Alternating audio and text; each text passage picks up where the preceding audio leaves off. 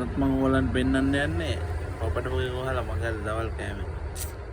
ටටටටා මේ තියෙන්නේ අද වගේ දවල් කෑම එක. ඔයාලට මේ බලා ගන්න පුළුවන් කොහොමද සෙට් කරලා දෙන්නේ කියලා. මෙතන මේ තියෙන වෙජ් කරි එක. මේ තියෙන්නේ වෙජ් කරි එක. මේ චිකන් ෆ්‍රයි කරපු චිකන් තියෙන්නේ. ඒත් එක්කම මෙතන තියෙනවා චිකන් කාරි.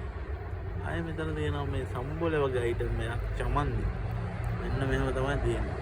ඒ ඔක්කොම මේ තියෙන ගී රයිස්. ගී රයිස් එක තමයි මේ ඔක්කොම තියෙන්නේ. පොඩක් ඉන්න තාමට කියන්න බෑ. පපඩ මං ගෙනාව.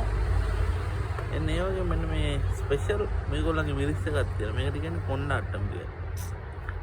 මේ බැදපු මිරිස් එක. මෙන්න මෙහෙම. එකක් දෙනවා. මේක තමයි මගේ අද ලන්ච් එක. ටටටටටා බලමු වෙජ් ටිකක් ගත්තා. මේකේ ඔක්කොම තියෙනවා. පනීර් කියන ඒවා ඔක්කොම තියෙනවා. මේකට වෙජ් ගත්තා. පොඩි චිකන් කෑල්ලක් ගත්තා. මෙන්න මෙහෙම. එතකොට මෙන්න මෙහෙම රයිස් ටිකක් දාගත්තා මෙන්න මේකට. ඒත් එක්කම චූටි ලුණු කෑල්ලක් මෙන්න මෙහෙම ඇඩ් කරගත්තා. මෙන්න මෙහෙම. අන්න ඉතින්